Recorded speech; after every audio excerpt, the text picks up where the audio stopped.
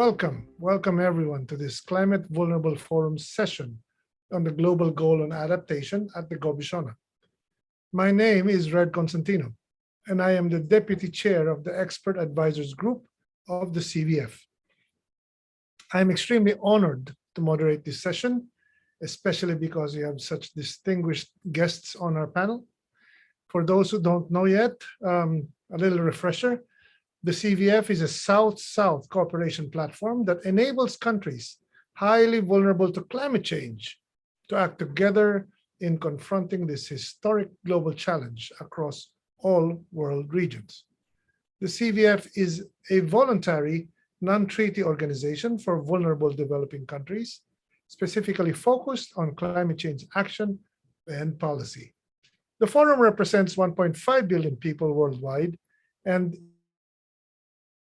is made up of 55 members from Africa, Asia, the Caribbean, Latin America, the Middle East, and the Pacific.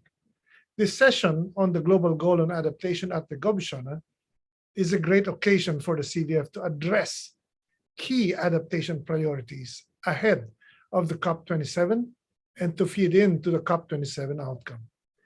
The purpose of this panel is to create a dialogue that contributes to the COP27 discussions, specifically on the topic of the GGA. It also aims to highlight actionable research that can inform effective policies and climate actions, promote climate action and ambition, and policy priorities for effective adaptation in CVF member states, and to enable CVF member states to be leaders in adaptation as well as to amplify their voices. Colleagues, this panel brings together a distinguished and multidisciplinary group of policymakers and practitioners to share knowledge, research, and practical experiences on the global goal on adaptation. The GGA is a component of the Paris Agreement's global goal, directing the world towards improving adaptive capacity, strengthening resilience, and reducing vulnerability to climate change, all while keeping the global temperature rise to 1.5 degrees Celsius above pre-industrial levels. Climate vulnerable countries anticipate the full substantiation and operationalization of the Paris Agreement global goal on adaptation as a top priority for our most vulnerable countries, which are grappling with the rapidly worsening global climate crisis. The CVF has been a driving force in supporting the interests and policy agenda of the most vulnerable nations, advancing in particular their common priorities and interests, and establishing as well Southern-based collaborations to enhance locally led adaptation and resilience. This panel discussion will be an important opportunity to discuss and promote climate change vulnerable policy priorities for effective adaptation. I now have the honor, to introduce you to our eminent panel of experts. To each of the panelists, I will ask 2 questions in total, and you will have 7 minutes or so to reply to each question. We will have a first round of questions where I will ask 1 question to each of you, and then please expect a second round of inquiries. Before the icebreaker presentation, I'd also like to present to you some of the meeting's etiquettes. So to everyone, a little bit of a reminder. We kindly ask you to mute your mic when you're not speaking. Second, if you would like to intervene, kindly raise your digital hand or drop your comments or questions in the chat. Our fine colleagues in the Secretariat will make sure that they let me know so I can ask them as well to your designated panelists. Kindly check that you have the right name that you would like to be addressed in your Zoom account. And please make sure to add next to your name the name of the organization that you're representing.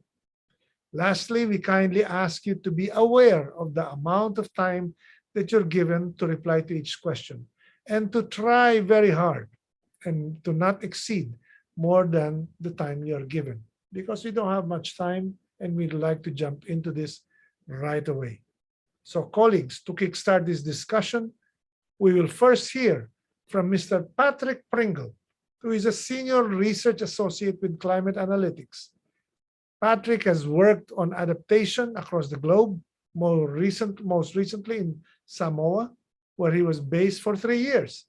Patrick has worked on adaptation M&E issues for over a decade, leading studies on this topic for a range of organizations, including the European Environment Agency, the NAP Global Network, and the UK Climate Impacts Program. Patrick will give us a 15-minute presentation on what the global goal is and what should be expected from COP27. Over to you.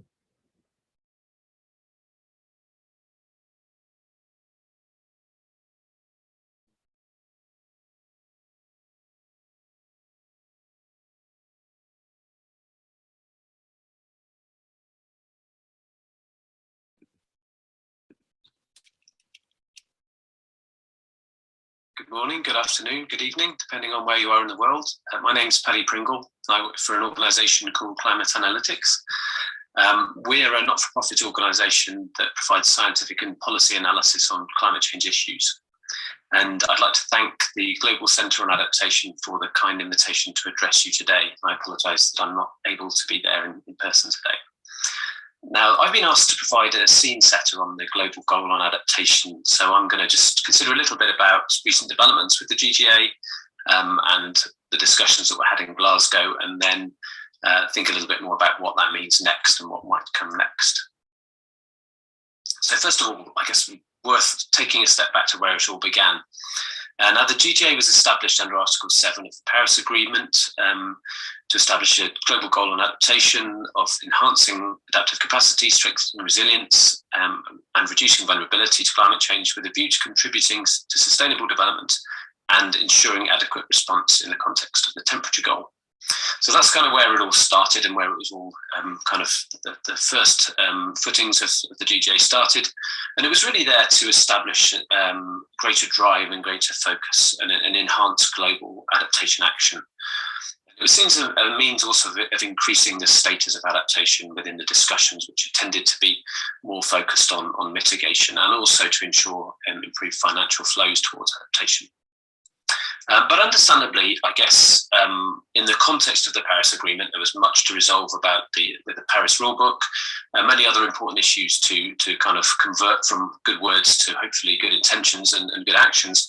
And somehow the GGA obviously was not one of the top priorities. There were other things to do. So I guess to some degree, things went quite quiet on the GGA for a while.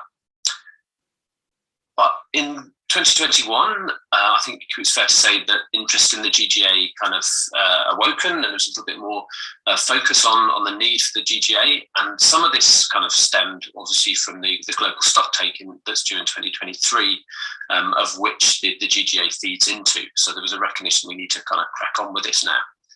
And a number of things happened, I guess, during the last year that helped kind of give that extra push. One of the most important, which was the Adaptation Committee's technical paper on approaches to reviewing the overall progress made in achieving the GGA.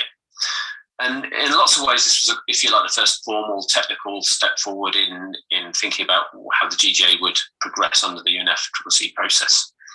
And that particular paper really highlighted many of the challenges associated with measuring adaptation, both at global and national and subnational level, and teased out some of the good practices that we've learnt through M&E practice that may be useful in kind of informing the GGA, but also maybe also steering it in the right direction away from things that we found challenging or haven't been effective. Excuse me. In addition to that, there's been a number of useful reflections from practitioners, from research groups, regarding where the GGA might head next and what needs to be done and the things we need to think about. And again, those are kind of add to the kind of richness of the discussion during the last year. And then we went into COP26 in Glasgow with a kind of recognition that we really need to move ahead with this in the context of the global stocktake. So we arrived in Glasgow with the GGA very much firmly on the agenda. I was actually lucky enough to be working with one of the small island developing states on their delegation, so I was able to be part of the GGA discussions. And the next little section is really just reflecting on, I think, how the process went in Glasgow and where it's left us now. And I think certainly week one of COP26 on the GGA was kind of lots of good words, lots of common ground. There was an acknowledgement that the GGA is indeed a high priority for countries, and an acknowledgement that the Adaptation Committee technical paper was a good start. Lots of good words, but also by the end of week one, lots of brackets, a soup of kind of brackets and different versions of ideas laid on top of one another. And as you'd expect at the end of a first week, kind of not too sure where it was heading, but lots of things, good things in there, but also quite a lot more work to do. And in the beginning of week two, we began to kind of consolidate work and, in a way, stepped away from some of the thornier methodological challenges and focused more on what process, how could we take this forward as a process. And out of that, during the second week, fell the decision text and the idea of this concept of the Glasgow Sharm el-Sheikh work programme, which is now very much the home for the GGA discussions for the next 2 years. But it was worth also reflecting that the GGA is set within a broader focus on adaptation. There was a strong focus on adaptation in Glasgow. Most notably the commitment to double the collective share of adaptation finance. And so really this is kind of about rebalancing so that the adaptation is getting more of a fair share of that 100 billion, which is a really good step forward, I think. Excuse me. So what I'd like to do now is reflect on some of the headline messages from those discussions on the GGA at COP26 and kind of where that leaves us now to some degree. So a number of the themes that came through strongly were reflected in the decision text. So I've kind of tried to merge the concepts and the key messages with what was actually in the text as well. So the first theme I'd like to highlight was that there was a really strong call for practical action and for local relevance. A really strong feeling from particularly SIDS and LDCs that this has to be useful as well as a reporting mechanism. So we've got things like here, we refer to various objectives within the decision text, but the importance of enhancing national adaptation planning and implementation, the need to help parties better communicate their priorities, their support needs and their plans and actions, the importance of actually strengthening implementation of adaptation actions in vulnerable developing countries. So it needs to be kind of have some teeth and not just be about upward reporting. And also the link here to existing M&E systems, and particularly relating to NAPs. So recognising there's a link between national M&E and this idea of a kind of global goal on adaptation and how we might go about measuring that. So a kind of strong sense that the GGA needs to be much more than just an upward reporting mechanism, and I'll come on to a little bit more on that in a moment. So yeah, another strong emphasis was the importance of it being nationally led. So this isn't something that's going to be, as I say, coming on down from on high, from the international level. This is about the nationally led process, and that doesn't create additional burden. And there's a lot of concern, I think, from capacity constrained countries, worried that this could be another mechanism that diverts attention and resources away from implementation of adaptation actions. So again, a strong emphasis in the text of saying this mustn't kind of just increase burden, it must achieve something practical and be proportional in terms of the effort that's required to make it happen. There's also a focus on mixed methods and a need for a nuanced approach that kind of gives this holistic view of adaptation progress at a national level. So a recognition that qualitative approaches are just as important as quantitative, and that we do need the ability to kind of frame this in a way that really tells a good story, or not a good story, but an accurate story of what's going on in each country. Inclusivity and participation and transparency were also themes that came through strongly in the discussions, and reflecting on the fact that adaptation action should be country-driven, gender-responsive, participatory, and fully transparent. And these are all good words that you'd expect to see in this kind of approach, but again, we'll find out how that is implemented later, further on down the line. They're good words, but we need to make sure those become good actions. There was also an emphasis of building on the work of the Adaptation Committee, and as I say, I've already talked about that in terms of the technical paper being seen as a good start, but also an acknowledgement that this is just a start and that there needs to be a more comprehensive and rigorous assessment over time. So we need to incrementally have a stronger and more effective way of looking at the GGA. So in terms of where we landed with this idea of a work programme called the Glasgow Sharm el-Sheikh work programme, I guess a few sort of process messages that are worth mentioning that will be carried out jointly by SUBSTA and SBI with contributions from both the incoming and current presidencies. Now that's interesting, particularly for the incoming presidency, I think, because the GGA's origins were from discussions from the African group and from African nations. And obviously we've got an African COP coming up. So it will be interesting to see. I imagine the GGA will be quite a high priority for Egypt, but we will obviously see in due course. The Adaptation Committee, IPCC Working Group 2 also have strong connections, and it was recognised that they would play a role. Another process issue is that the work programme will report annually to the CMA, and that at the end of the 2-year period, conclusions will result in a draft decision for consideration and adoption by the CMA at COP28. And again, this emphasis came through when we talked specifically about the Glasgow Sharm el Sheikh work programme, inclusivity being important, and as you've got him on the screen here, a number of stakeholders will need to be engaged in this process, observers, parties, obviously, constituted bodies, organisations, experts, practitioners. That kind of includes a huge range of potential people, and again, how we do that is left open at the moment till we await further news on that.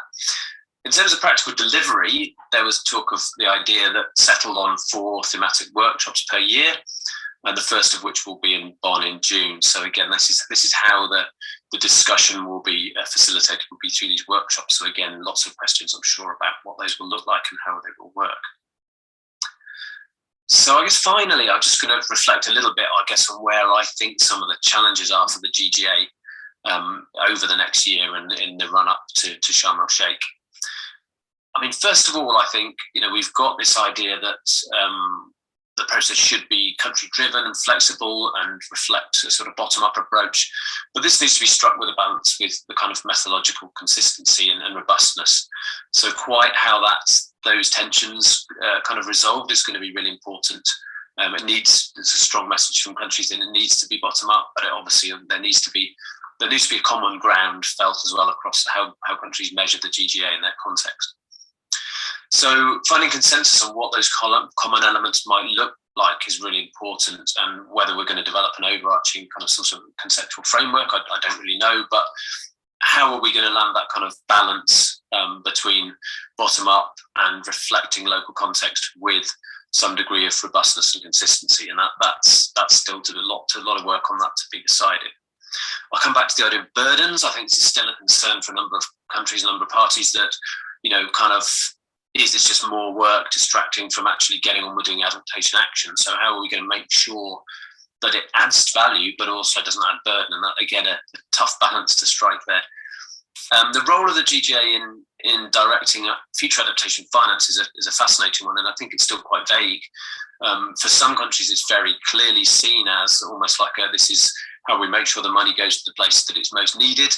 But then that has implications for what indicators or how we're going to measure this. And for others, it's seen as a more kind of loose framework for understanding progress. So again, this is going to have to sort of come out in the wash as to what the focus is. And finally, I've got a quote at the end here, which is from Einstein, which is, not everything that counts can be counted, and not everything that can be counted counts. And this is a kind of perennial challenge for those of us that work in monitoring and evaluation of adaptation. And I guess the reason I got this quote in is that, with the GGA, will we risk straying towards the things that are most quantifiable, but don't necessarily tell the best or the most accurate picture of what's going on and where the gaps are and what we need to be investing in terms of adaptation? So again, this is a common challenge for those working in M&E practice, but how are we going to get this balance when we start looking at things at a global level? It's really, really not simple. So a couple of practical things as well. I mean, we've talked about these being thematic workshops under the Glasgow Sharm el Sheikh work programme.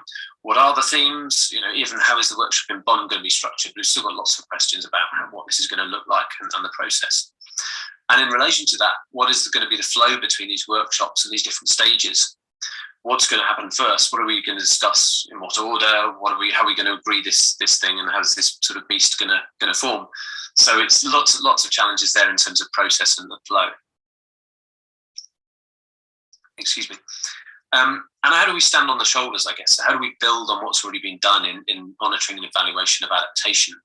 I think we've learned and come an awful long way in the last 10 years in this field. It was pretty much when I first worked on it in, I guess, around 2011, there wasn't that much work done specifically on adaptation and the challenges of measuring it and quantifying it when you're dealing with long time scales and high degrees of uncertainty. And I think we've progressed well as a field in some ways, but there's still a lot of work, and which bits are going to feed into the GGA is a big challenge. And again, coming back to this idea of inclusivity and participatory processes, it's wonderful words and no one would disagree with them, but we're still living in a kind of COVID-19 world, and that's really been a huge challenge for getting people involved and participating meaningfully, particularly where they can't travel.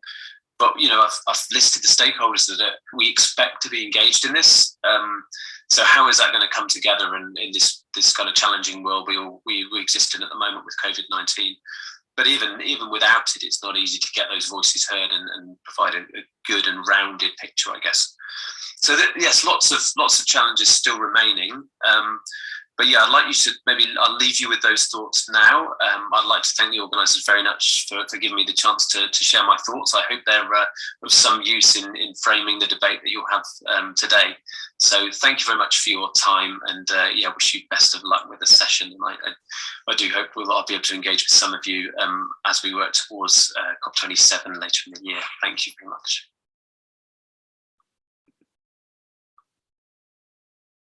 Well, thank you. Thank you, Patty. Thank you, Mr. Pringle. Thank you. Those were really substantive points, and it's unfortunate that Mr. Pringle, Paddy to friends, was unable to participate in this discussion live. But we thank him for taking the time to prepare this presentation. Rest assured that a PDF version of his presentation, as well as other supporting materials, is now available in the chat.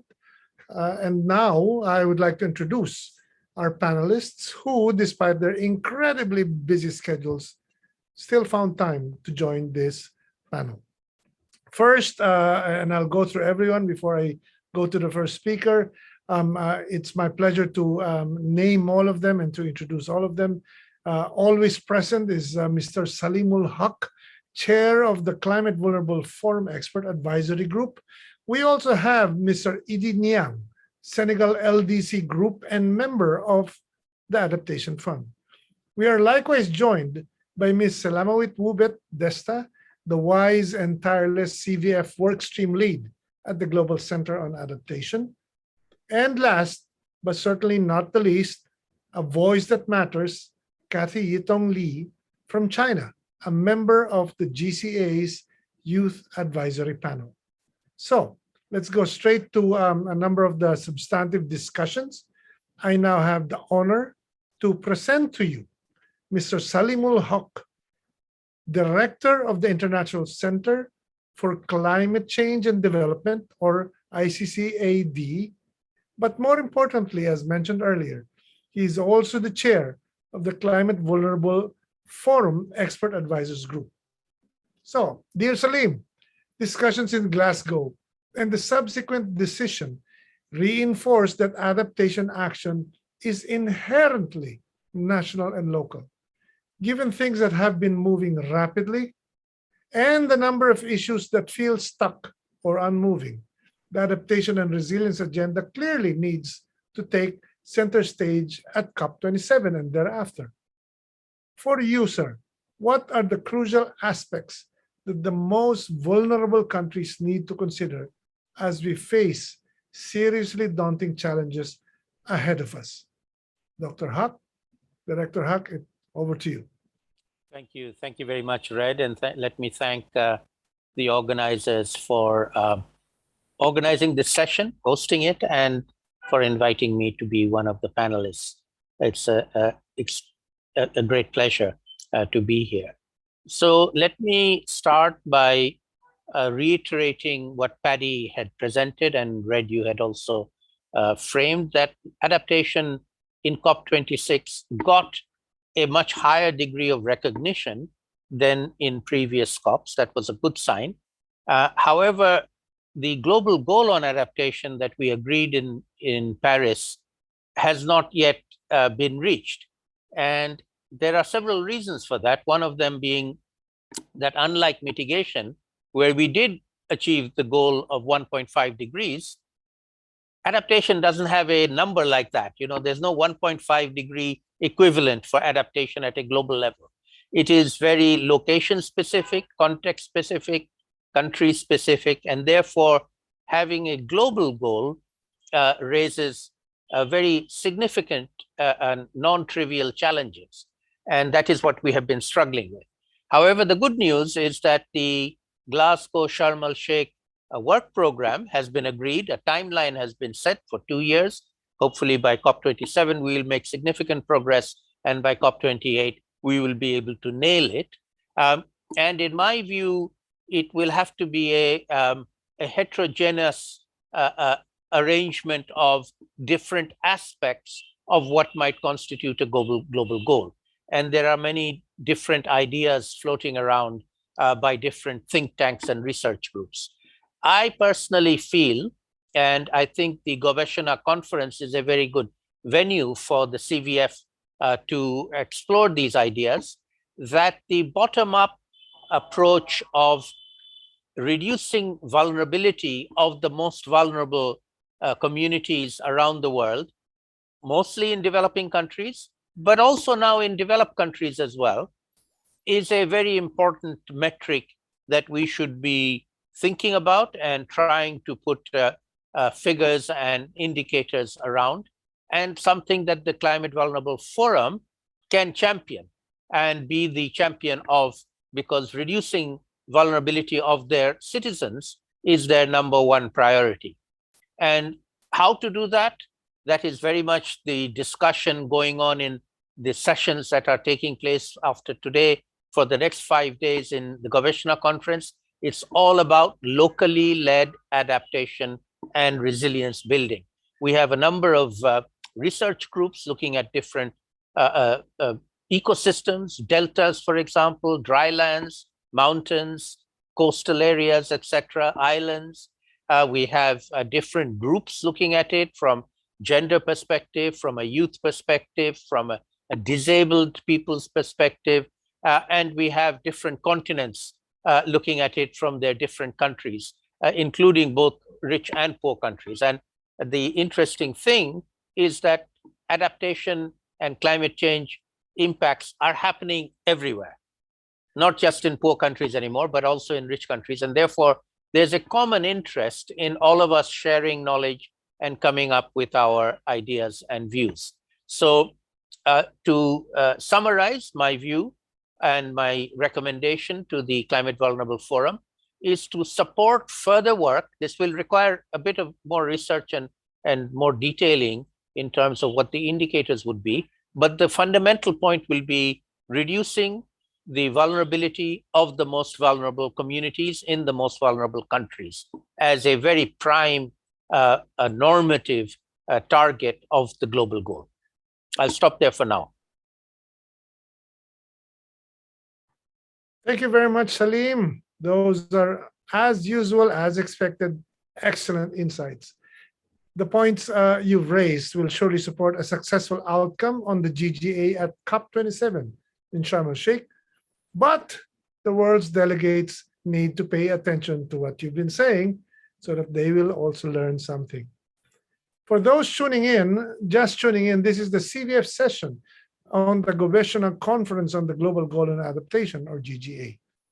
I now have the honor to introduce to everyone Mr. Idi Niang, Senegal Chair of the Least Developed Countries Group and a member of the Adaptation Fund.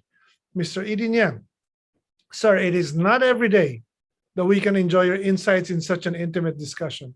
I hope you can articulate further the key points that seem to continue to elude too many policymakers today. What exactly are the main priorities in the global goal and adaptation that the LDC group would like to see addressed in the outcome of COP27? And why, sir, do you consider them so important? Over to you, sir.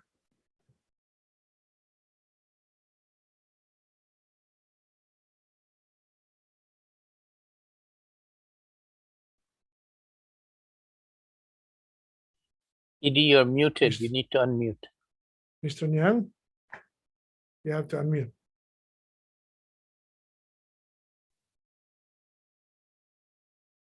We still can't hear you.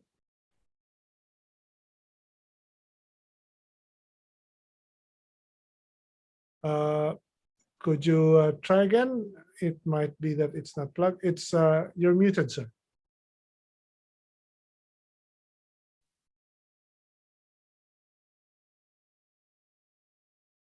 Okay, let's give a few more seconds.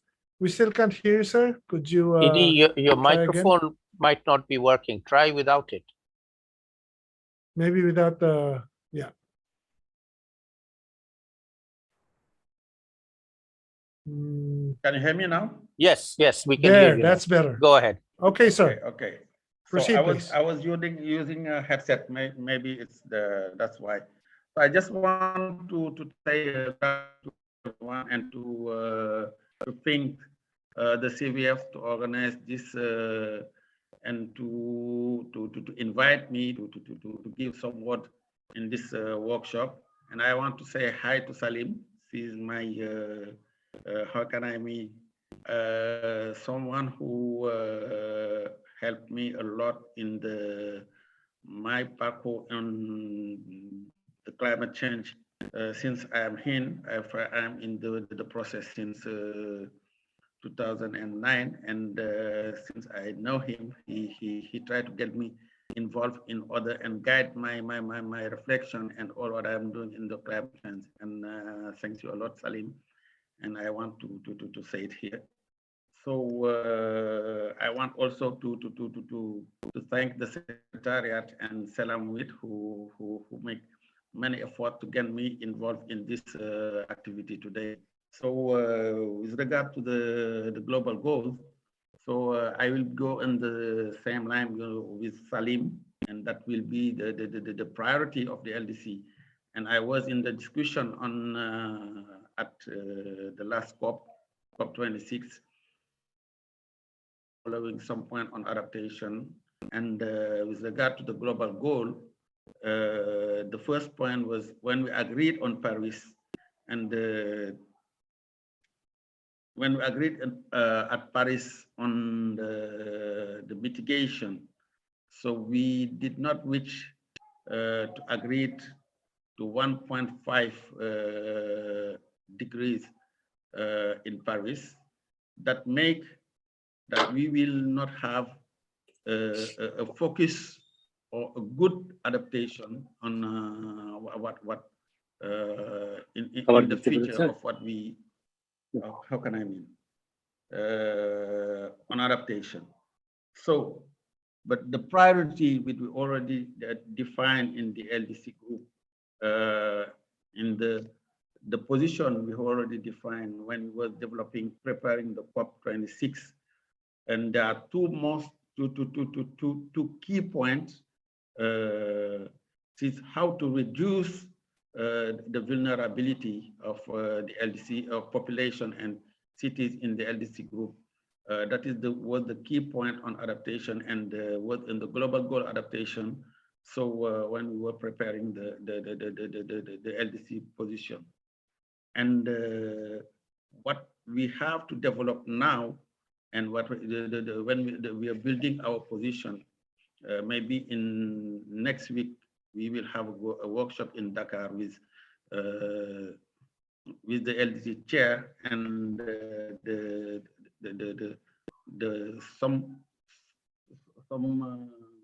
technician here in Senegal to see how are we going to prepare the SB session and the LDC expert meeting on loss and on adaptation.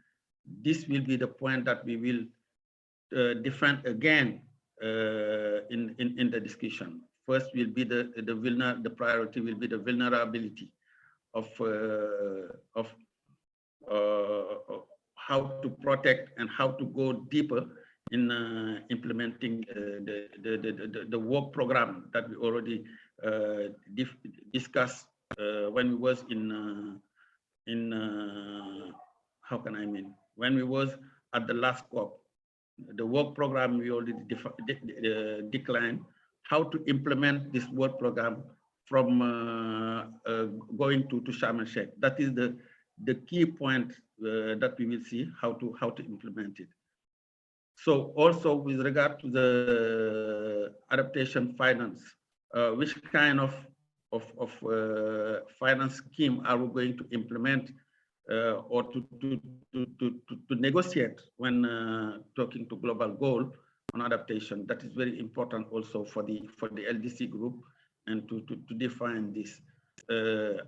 And thirdly, so when we will, how are we going to work on the base adaptation? So going from the global goal to the base adaptation. That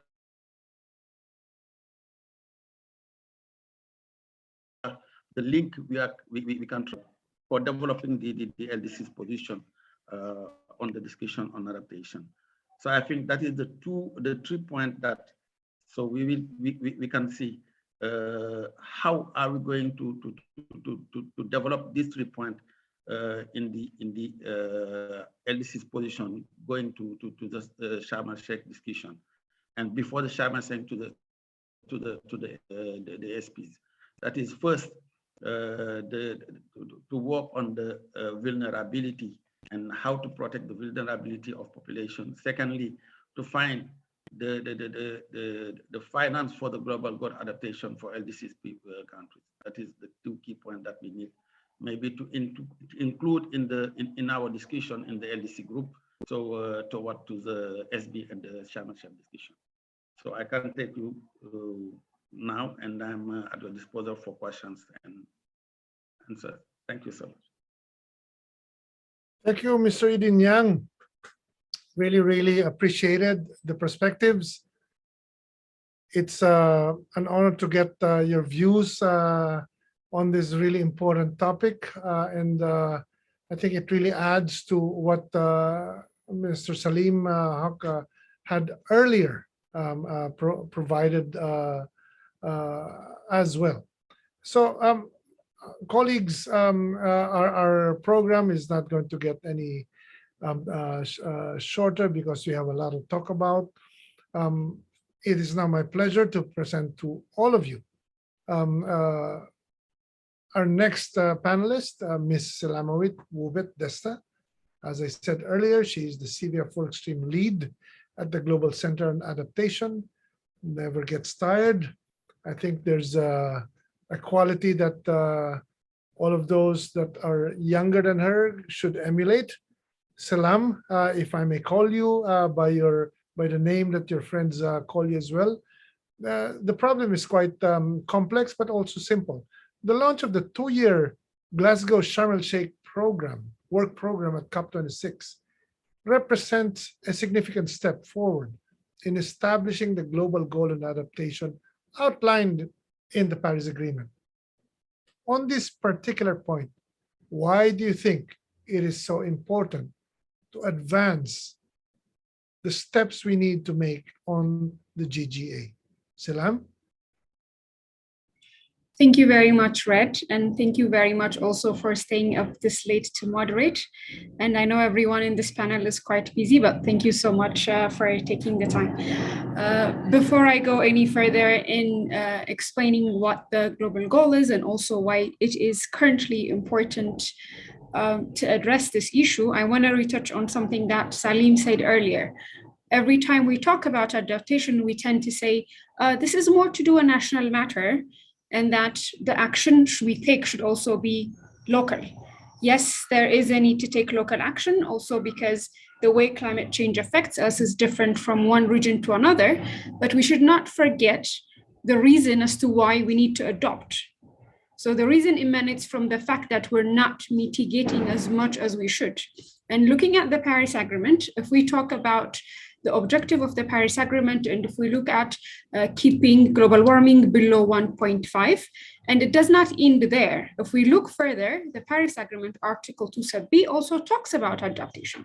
So addressing the global goal on adaptation is not just because there is a need for it, but it's also because this is the core foundation of the Paris Agreement itself. And it might be difficult to quantify adaptation and to say, we need a certain number, this is what we're achieving. But what we can say is whatever it is that we're not doing to maintain global warming by 1.5 is an additional action that we have to take on adaptation. So singling out adaptation to discuss adaptation is where the problem is, and we have to look at it holistically. And quite often in the UNF policy process, in some rooms we talk about mitigation, in some rooms we talk about adaptation, in some rooms we talk about finance, and in a way it created a silo over something that we should not have a silo over. So what is the interlinkage? What do we need to do on mitigation? And what happens when we fail to do that? What do we need to do on adaptation? What happens when we fail to adopt? So these things are quite linked. So in this global goal on adaptation, one of the things I personally would like to see is how do we address adaptation in the eyes of the overall UNFCCC process? And why is it important that we're having this conversation now? In 2023, we'll be talking about the global stocktake. The global stocktake would take inputs from means of implementation. It would look into finance, technology, capacity building, mitigation, and adaptation. So if we fail in any of these areas, we're failing in actually combating climate change. So it would be very, very important to address the global goal specifically as a topic, but also to address it in the eyes of other discussions that we are having within the UNFCCC. A good example is looking at the IPCC report on 1.5, looking at the recent report on vulnerability. All this shows that on the ground, there is no distinction between mitigation or adaptation. There is not going to be a planet where we will be safe because we mitigate. There's not going to be a planet where we will just adopt and hope that things would be fine. There is also a limit to adaptation. So that's why with this 2 years program work, we would have to discuss adaptation, have to discuss what needs to be set as a goal universally. And it's not necessarily numbers. It could be the expense that we incur because of adaptation. And I believe that's made easy with the recent IPCC report, which we have now a material we can easily refer to. And this is not a material we had a while back. And before 5 years, if we were to look at something, a report that would identify adaptation need, we won't find it. And it's not only the IPCC that we can look at, we can also look at the need-based finance report of the UNFCCC Secretariat, which shows that what amount of finance we need to address the global goal on adaptation. So this 2 years work stream would be very essential in addressing specific questions on adaptation and in giving us the global narrative we need to put a target and say, okay, globally, this is what we could do, but the actions we take within our respective countries, even actually within our respective local communities, could differ. But what is the one thing that tie it? The fact that we need to survive climate change, that we need to adopt towards it, that we set as a global goal, and we take different actions to meet this goal. But this goal would need a backing of the international community, with finance, with technology, with capacity building, and also with just having a general understanding that this is something we need to do together. If we fail to maintain 1.5 degree, but then we at least need to come together to do away with the impacts of that. So we have to look at it with the links, and we have to look at it from a global community perspective and not just single out an activity that needs to be done by a country. So this is what I would look forward to in this 2 years discussion. Thank you, Red. Thank you very much, Salam. So I would say, before I introduce our next panelist, the developed country colleagues and their legion, they're now really facing a lot of problems as well in terms of climate impacts. And they're only beginning to understand the huge and massive adaptation challenges that they're facing. They will regret that they haven't paid enough attention to Salam, to Salim, to Idinian, because the wisdom in this discussion is so formidable that I hope, really hope, that they've been listening, because the way out of these impacts, the way out of this crisis is not going to be easy. But first, you have to listen to people who really matter, who have views that they need to understand and learn from. This is not going to be easy if they all think that they are responsible only for one set of actions, as Salam had said. And I saw Salim nodding profusely because he knows as well that in the developing country world, in the vulnerable country world, there is no dichotomy. We need to do everything because the perspective needs to take in everything. And that's why as well, it is my honor to present to you Miss Kathy Yitong Lee from China, member of the Global Center on Adaptation's Youth Advisory Panel. Kathy, you represent such a vital, if not central, constituency to the challenges we are together trying to solve. Now, it is not easy to muster concerted efforts given the complexity of the issues we are facing, particularly in the way they intersect with such fundamental development challenges. What to you are the decisions on the global goal and adaptation that the Youth Advisory Panel considers as key topics ahead of COP27? What exactly are the outcomes that you expect? Kathy, over to you. Thanks, Red, and also thanks to CVF for organizing. And also, as Red mentioned, that I'm a youth advisor to the CEO of GCA, and I've only been following UNFCCC processes on adaptation since around 2020, and really enjoying following AC meetings, among others. And yes, first, really thanks to CVF for the really amazing work in the field. And as mentioned, that South-South cooperation is something indeed critical. And I remember it was I was very happy that when I saw the UNFCCC financial mechanisms operating entities report to COP26 included encouraging further South-South and triangular cooperation that I mentioned through text inputs. So very happy that that was adopted. And in terms of COP27, of course, many people are calling it a resilient COP, and also definitely looking forward for a COP that has a strong focus on adaptation and loss and damage. And also definitely looking forward to seeing the second version of the Resilience Hub and also other activities from Global Resilience Partnerships and other organizations working very hard in the field. And given that this is indeed critical year from the Youth Advisory Panel side, probably two sides. From the policy side, we're definitely interested in contributing to the work of the Adaptation Division related to GGA, and also, of course, work of the GCA itself. And also, as Salim mentioned, that mentioned in actually another event that I organized for the Technology Executive Committee in January, that international policy and local level action and implementation are both critically important, especially for youth and from the most vulnerable countries. And also from a local level about implementation from a GCA side, we'll continue to support regional youth-led initiatives through showcasing them in GCA's regional youth adaptation forums. And actually this week, we just organized the first one with a focus on Africa at the World Water Forum in Senegal. And so definitely looking forward to the ones with a focus on Asia, on LAC, on other regions to follow in the coming months.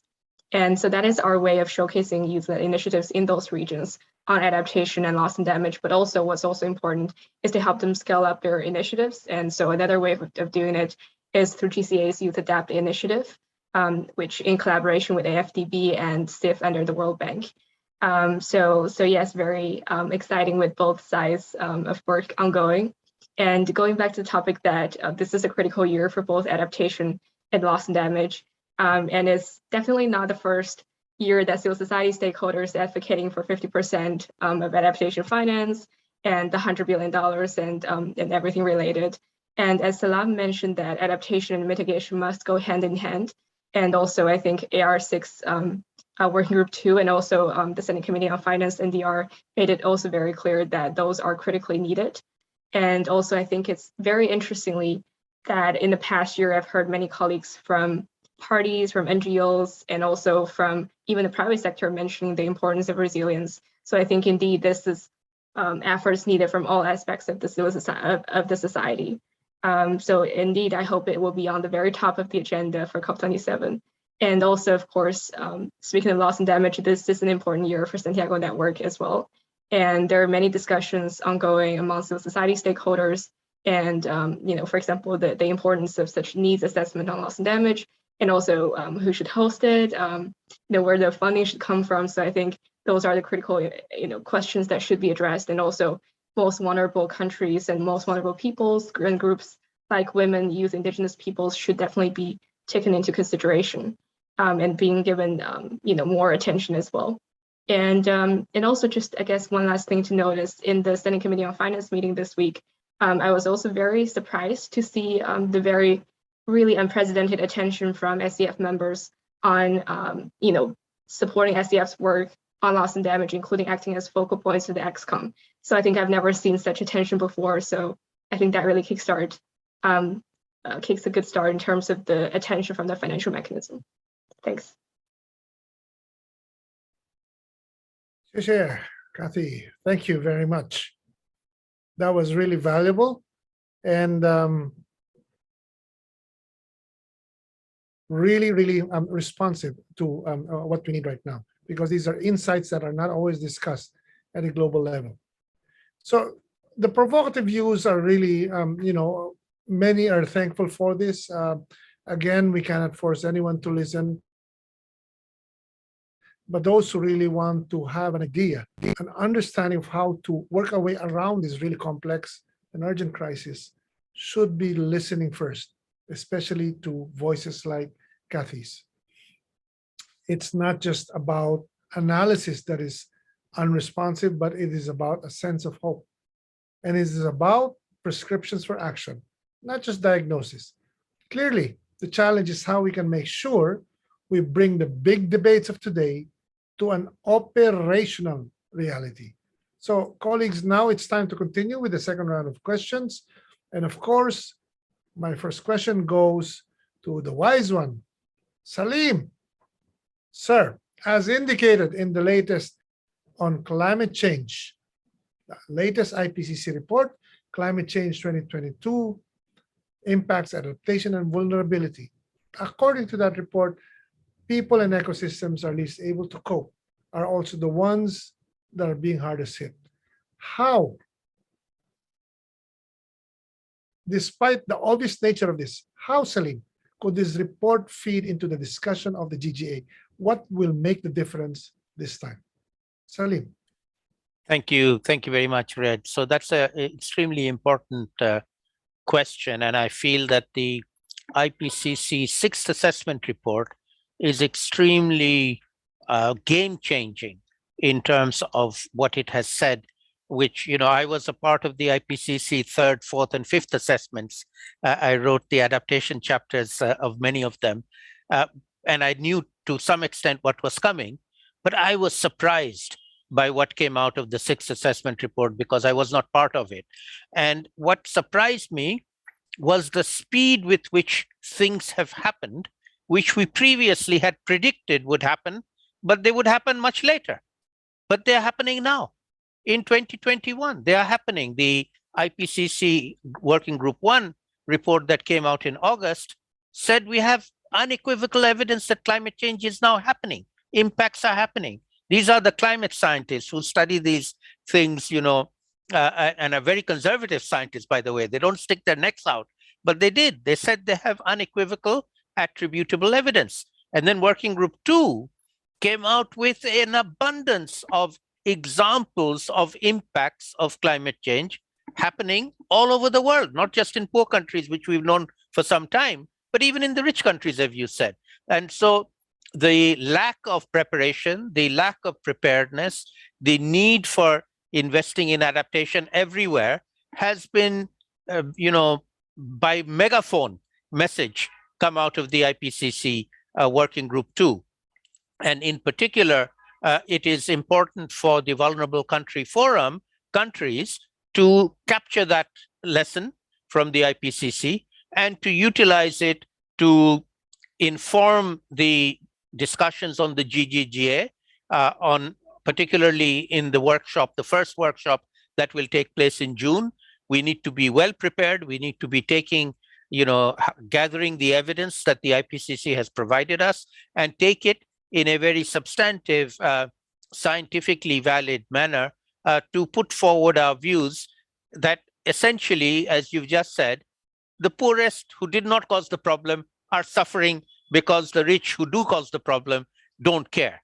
And this, takes it well beyond a scientific issue to a moral issue, to the case that the rich need to take responsibility, the polluters need to take responsibility, even if we do not, use the words liability and compensation.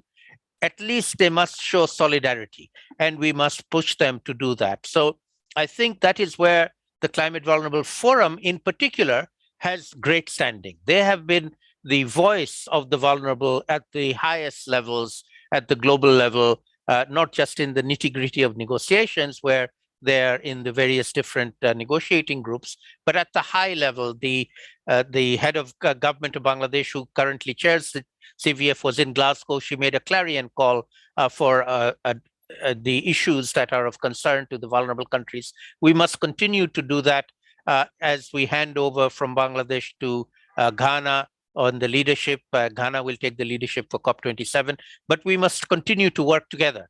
It is not a ending of the Bangladesh chapter. It is a handing over of the baton to Ghana, but Bangladesh will be definitely part of the Troika and support the activities of the group. And so I feel that the CVF needs to be taking the adaptation question, particularly the global goal on adaptation, which is the entry point of the agenda for discussion, very seriously with some high-level inputs, some very good high-level scientific inputs. And I'm very happy to talk to our expert advisory group to see whether we can put something together with Climate Analytics, yourself, Farhana, and myself, and Mohammed Adaw as well.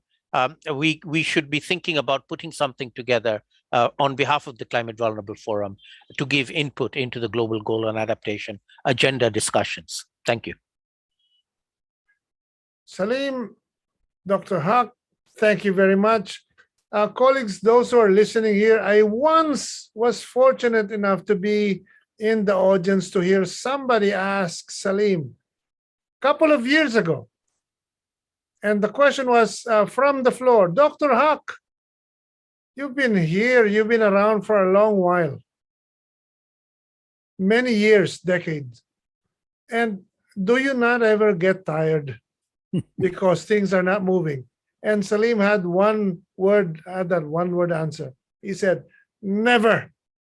And that's what you heard, because the work never stops. Thank you, Salim. Thank you very much. Mr. Edin Yang, a question is headed towards you. Sir, I hope you're ready, because given the fact that only a small share of total global climate finance flows towards adaptation, very small goes to adaptation, what options exactly are available that to you will help mobilize and deploy adaptation finance? Additionally, how can this be considered in the global goal and adaptation context? Mr. Nyang, we would like to hear from you again. Okay, thank you, sir. I think now what we have to do is maybe to work in the emergency of in actions. So how to go on that line is maybe to see under the traditional finance of under the convention, how are we going to put the global goals in the emergency under the convention to find traditional way to finance global goals. So how within the adaptation fund can we develop line or decline the way to finance global goal in the action that is the way, and that is the key point that we must, as negotiators, at the next COP on at Sharm el-Sheikh, to define the way to find finance for global goals.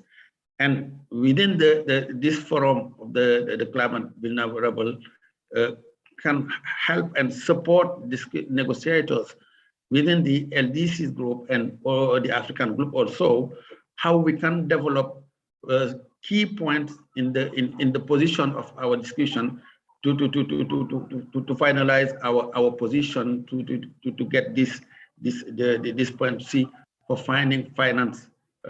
We know that under the Sunday framework and the CVF and the loss and damage, how can we identify key priorities to get finance under the adaptation framework, also under the adaptation fund.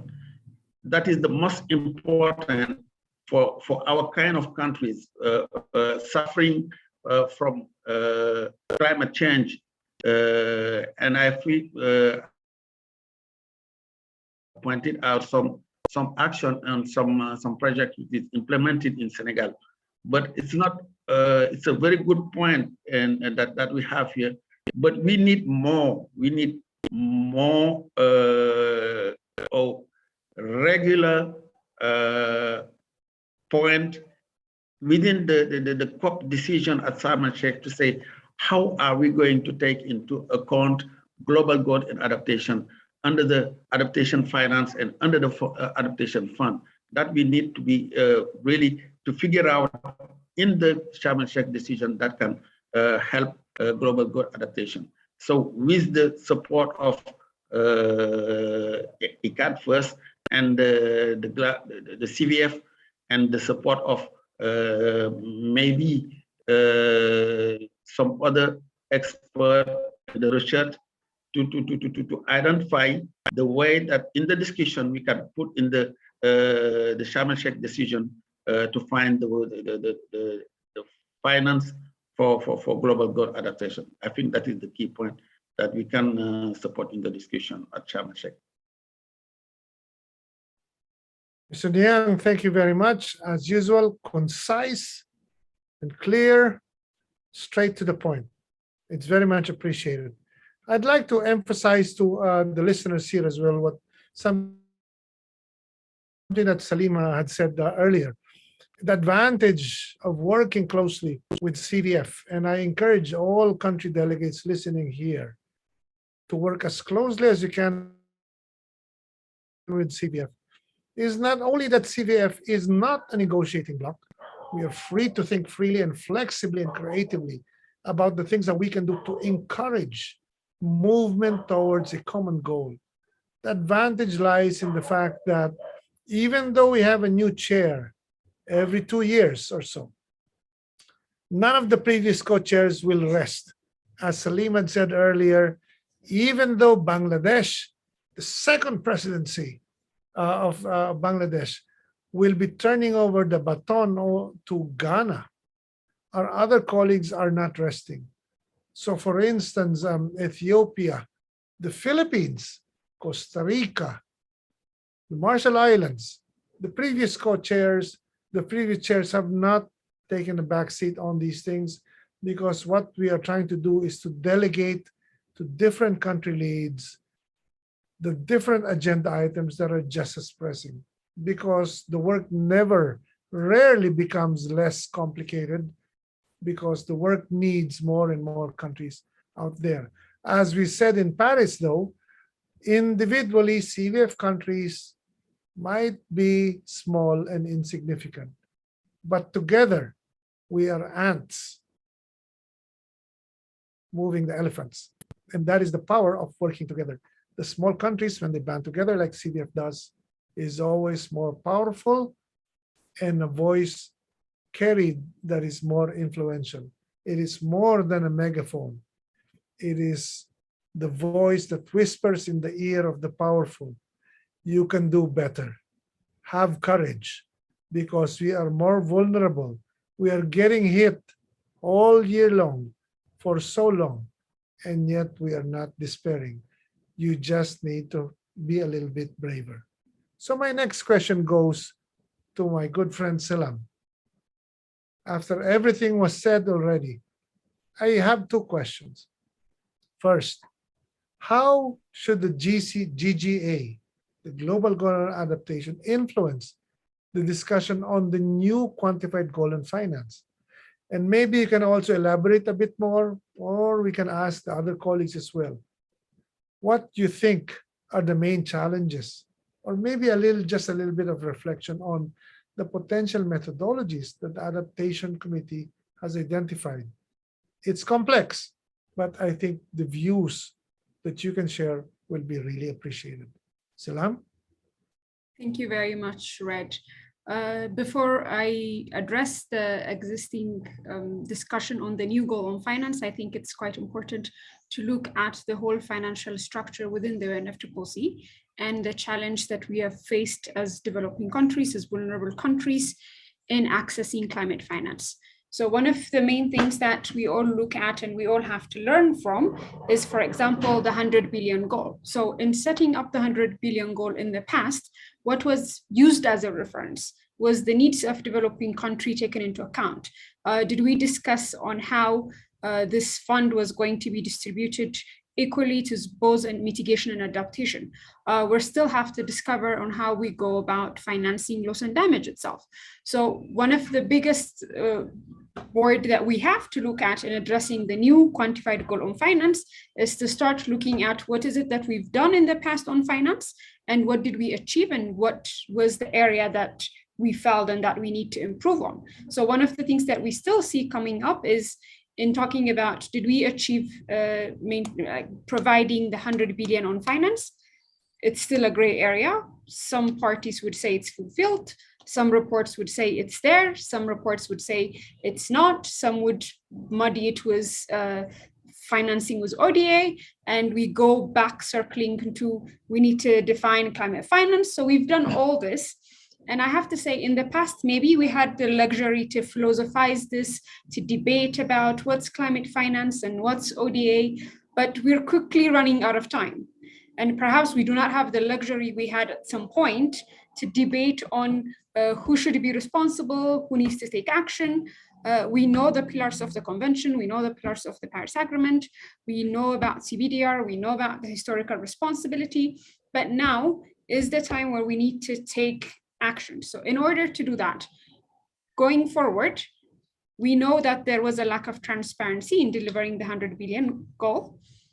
We know that it was not balanced between adaptation and mitigation, and in fact, adaptation received a minimal attention.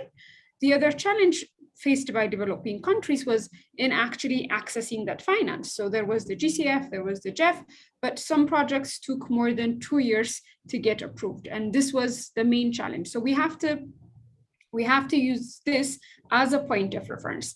And then we're already discussing the new goal on finance, but there is another financial goal in between that we have to address. And this was the main asks of the CVF at the COP. We had a plan for the delivery plan. So the delivery plan looked into the 500 billion that needs to be delivered before 2025.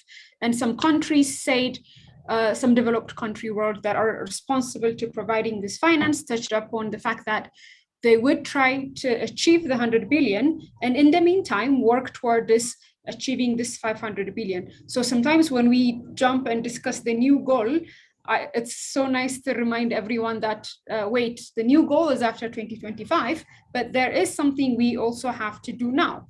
And I think if we look at the 100 billion goal, it was more of a political decision, it was more of arbitrary, and it did not respond to nor the adaptation needs. It also did not actually fulfill the mitigation needs we have either. So in going forward, having the reports that we have now and having the discussions that we're having on the global goal on adaptation, it would be very essential that we use the needs of developing countries as a basis to set the new financial goal.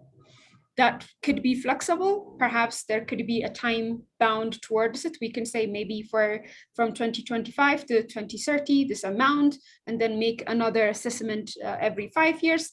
But the main purpose should be this time around, when we set the new quantified goal on finance, it needs to base it on the needs of developing countries.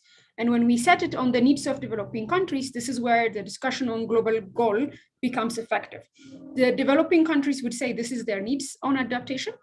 And I'm sure with the global goal discussion, then we would have a framework to say, okay, collectively, the financial needs of developing countries to address impacts of climate change is this amount. Then that way, the discussion we're having on the global goal can be tied to the discussion we're currently also having on the new goal on finance. The first workshop in discussing the new goal on finance took place yesterday and then the day before in Cape Town. And the main thing that came about in the discussion was how do we go about assessing our financial needs? How do we support developing countries to articulate their financial capacity building technology needs better? And how do we go about transparency to look at financial flows? And the other element raised was, in the past, we've agreed that there was not enough funding for adaptation, but with the new goal, how do we go about it? And of course, the issue of loss and damage is still something we have to tackle.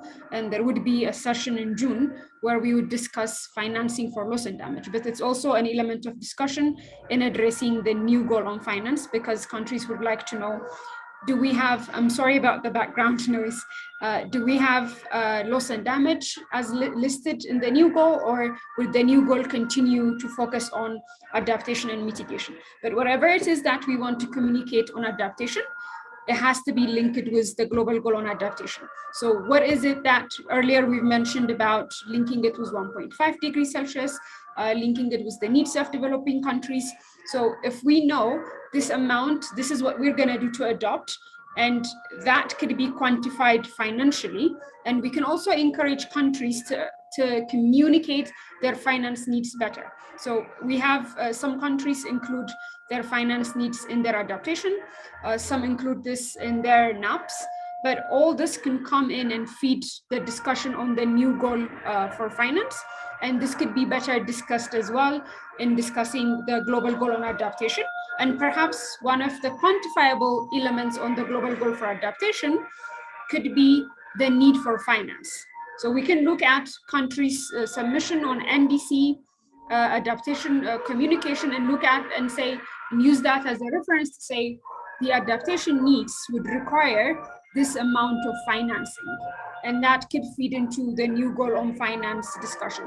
It might also be good to recommend an in-session workshop between colleagues working on finance and colleagues working on adaptation to see how the work they do together benefits each other, can benefit the discussion on the new goal on finance, and the adaptation, the global goal on adaptation could also benefit by identifying the specific asks they have when it comes to access to finance, financial needs on adaptation. So working together between these two silos would be of an advantage, but having the global goal by itself could be used as a good point of reference when in discussing the new goal on finance. Thank you very much, Salam. That was really clear. And I would also like to think that the background that we heard was like the rallying cry, here comes CVF, get out of the way or listen. So colleagues, here's the thing. I'd like to ask our panelists before we wrap up this session, because this is going to be really important.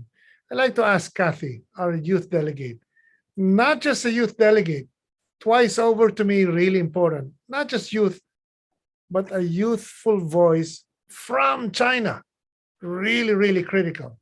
Kathy, can you tell us a little bit more about the research needs required to advance science and policy development on adaptation? How and where can the youth contribute? And if I may add a little bit more, a little bit of chili at the end. There's a lot of negative talk usually when a COP is approaching, talking about largely the deficits of the previous conference. A lot of it negative, but the youth also are saying, no, completely just forge and take steps forward. Is that something you agree with? Do you still harbor a lot of hope? And what do you tell others as well about what needs to be done? A lot of questions. Kathy, over to you. Yeah, I think, thanks for the question. I think in terms of where can youth contribute, well, all areas. And also just to briefly add on the question to Salam, I also followed what's the acronym called, TED on NCQG briefly this week. And I think like the Standing Committee on Finance, I'm pretty glad to see the attention on adaptation, but indeed there's still a long way to go. And for example, just in SDF 27 this week, right before the NCQG session, an Annex 1 party actually asked to delete the wording on loss and damage and to only keep mitigation and adaptation, which I found a little bit disappointing. And also among all the NCQG submissions, I think the message on adaptation is very clear, especially from civil society stakeholders. And also I've heard voices that, for example, loss and damage finance should have its own pillar. And also Salam mentioned that the definition on climate finance, which is where I almost burst out laughing. Very glad to see that we're making progress, because I remember last year parties were still arguing that they don't share the same understanding and they would never reach agreement. And yet today we have a COP decision and then we have to make progress on this. So I do hope to see such similar progress on many other areas of adaptation and loss and damage. And going back to the topic about research, I think it is indeed very critical. And besides the reports like AR6 and SCF's NDR, GCA also has many valuable publications. And also our CEO, Patrick, also mentioned in many speeches that investment in adaptation also does make a business case. And also Salim mentioned that scientists are also made it clear on the urgency of adaptation. From my perspective, I think Glasgow made a bit more progress on loss and damage and adaptation than I expected, but it's also certainly not enough. And it's clear that, especially that not all loss and damage funding actually goes to actual actions. And then going back to the youth perspectives, of course, I think support of youth in academia, in NGOs, communities, and also in policy level is certainly not enough. Currently, is very lacking, and supporting them in adaptation research is indeed very critical. And like Edie mentioned, that I'm really happy that Adaptation Fund has been really increasing their efforts, including the newly developed youth indicator, the AFCIA program, and also I've also heard from many youth representatives raising the critical need of adaptation in AF's recent youth consultation, at which I'm very surprised that how much attention youth has on adaptation from local level and from international level. And as Patty mentioned in the presentation, that there is a strong link between GGA and NAP and also other processes under the convention, and like areas like technology, finance, GST, etc. And also Salam also mentioned. And just want to agree with Patty on the importance of gender responsiveness, as youth and gender always goes hand in hand as well. For example, I think I'm very, very happy to see the Adaptation Committee is in fact the constituted body with the highest gender percentage composition across all constituted bodies. So I think it's really important for female experts in the field of adaptation to be recognized. And also definitely looking forward to AC's meeting next week, and looking forward to GGA being discussed there as well. And just to summarize from a youth perspective, the critical point from our view as the youth advisory panel, also as the voices we've heard across the globe, that to ensure that youth can meaningfully contribute to the GGA processes from other policy level and also on the ground implementation level are indeed critical, and also that GGA process must be inclusive to the most vulnerable countries and groups like women, youth, indigenous peoples. Thank you. Kathy, thank you very much. And we hope we will be hearing and seeing more of you in the near future. So, Excellencies, Honorable Ministers, distinguished participants and guests, thank you very much for your participation in this session on the GGA at the Gobeshona. We cannot lose sight of the fact that we are already deep into an emergency scenario. Vulnerable countries have long sounded the alarm, and many are responding, which is great. However, much as we welcome the recognition of the special setting of danger and the great and growing risks vulnerable communities continue to face, we also have to acknowledge action and ambition remain insufficient. In the context of the temperature goal referred to in Article 2, the Paris Agreement established the global goal on adaptation with the goal of contributing to sustainable development and ensuring an adequate adaptation response across geographical jurisdictions. At COP26 in Glasgow, parties recognized the urgent need, in fact, classified the challenge as a priority to move the adaptation goal forward faster, with the challenge that we come up with an actionable plan leading to its operationalization.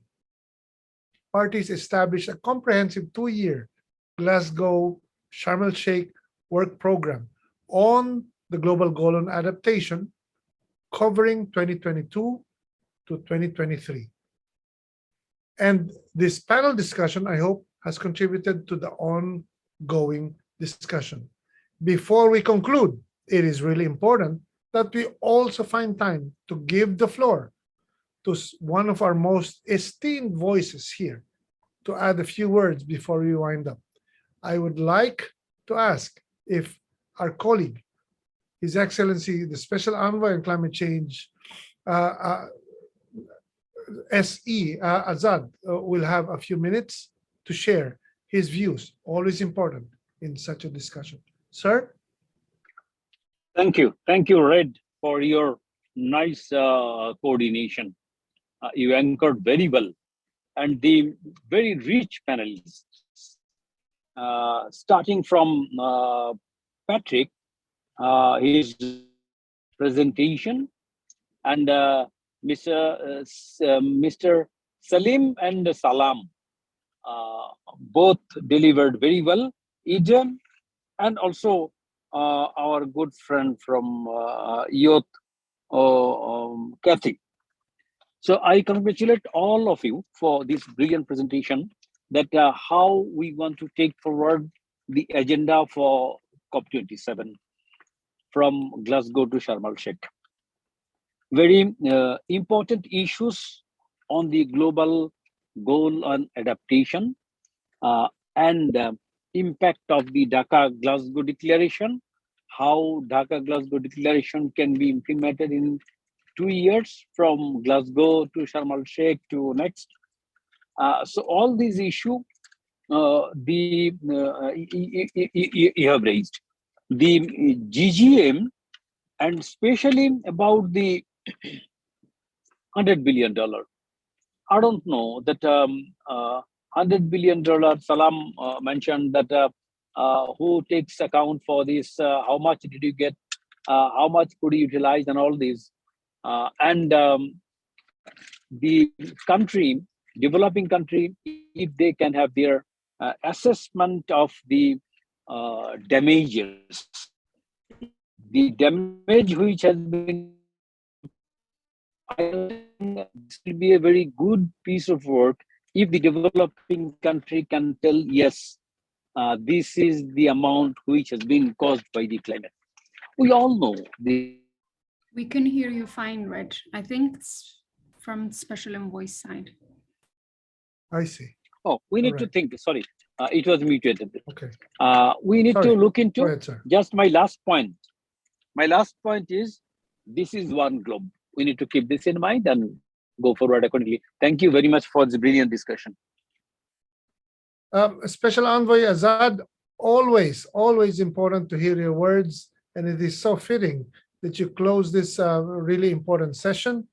I think that's the way we'd like to wind down, because the insights shared are nothing less than valuable, and I certainly hope everyone has taken it all to heart. So colleagues, it is now time to conclude this session, and I can only wish everyone a good day, with the reminder that the pandemic is far from over. So please stay safe, because we will need everyone if we are truly to overcome the far greater climate change challenges ahead of us.